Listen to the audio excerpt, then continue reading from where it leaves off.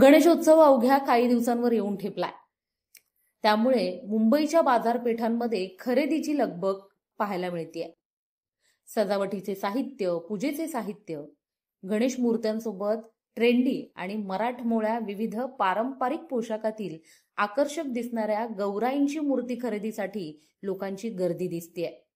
अनेक ठिकाणी सवलतीच्या दरात वस्तू मिळत असल्यानं खरेदीला प्रचंड उत्साह आलेला आहे।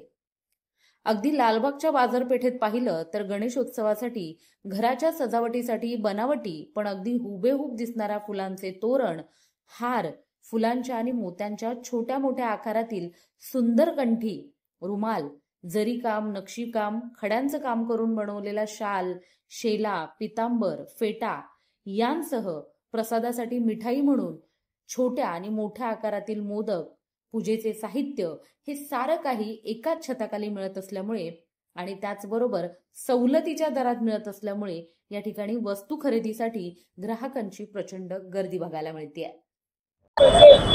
गणेशोत्सव अवघ्या 10 दिवसांवर येऊन ठेपलेला आहे आणि मुंबईतलं सगळ्यात मोठं आकर्षण म्हणजे लालबागचा राजा या मंडळाच्या या गल्लीच्या बाहेर आता आपण आहोत। आपण पाहिलेलं आहे या संपूर्ण गल्लीमध्ये अक्षरशः भाविकांचा आत्ताही आपण बघतो या ठिकाणी आपल्या घरातल्या बाप्पासाठी खरेदीची जी रीघ लागलेली आहे।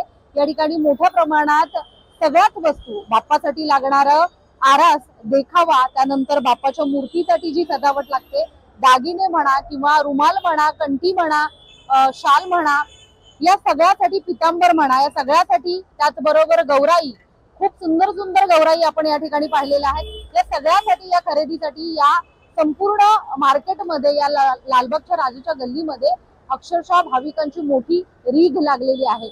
आज रविवारचा दिवस साधून या ठिकाणी असंख्य लोक या ठिकाणी खरेदीला आलेले आहेत।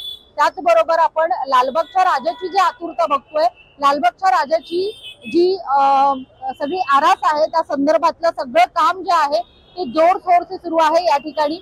आणि 27 तारखेपासून सगळ्यात मोठा उत्सव, मुंबई शहरातला सगळ्यात मोठा उत्सव जो आहे तो सुरुवात होतोय या ठिकाणी आणि त्यामुळे कुठेतरी भाविक या ठिकाणी आसुसलेले आहेत, अक्षरशः वाट बघतायत की तो दिवस कधी येतोय। तुम्ही जर ही बातमी पाहत असाल तर नक्की तुमच्या प्रतिक्रिया ज्या आहेत त्या आम्हाला कमेंटच्या माध्यमातून कळवा। धन्यवाद। किती म्हणजे कशा प्रकारची ही सगळे हे असतं नियोजन कधीपासून तरी 1 जून पासून चालू होतं। जूनच्या लास्ट वीक मध्ये चालू होतं। जून जुलै पूर्ण आषाढ चालू झालं का हे चालू होतं। काय आकर्षण आहे म्हणजे वेगळं स्पेशालिटी आकर्षण म्हणजे गौरी बघ, ती हसरी आहे, जास्त मेन नाही, तो फक्त तिचा फेस बघ, बाकी मी बोलणारच नाही, ती बोलूनच जाईल। दुसरा मेन म्हणजे साड्या आकर्षक आहे, आपण साड्या ट्रॅपिंग करतो ना ती आकर्षक आहे तिची। हे सगळं रेडीमेड साडीचं आहे? नाही नाही नाही, आपली रेग्युलर साडी असते ना, सहावारी साडी, त्याची नऊवारी बनवलेली आहे, ती स्पेशालिटी आहे। म्हणजे दागिने म्हणजे कसं जसे आता तुला इन सपोज मला हे दागिने हवेत आणि हे कसे मायक्रो पॉलिश मधले आहेत, म्हणजे काळे नाही पडणार आहे, मिनिमम 1-2-3 वर्ष तरी काळे नाही पडत। आता तुला रेग्युलर, आता आम्ही तिला ती कमीत कमी 3 ते 4 महिने लावलेली आहे तिला, आता ती 3रा महिना आमचा चालू आहे। त्याच्यामध्ये ती दागिने, साडी सगळं असं म्हणजे प्रॉपर असं म्हणजे व्यवस्थित न सुटणार। आता हिला प्रॉपर 3 महिने झाले ही साडी नेसून।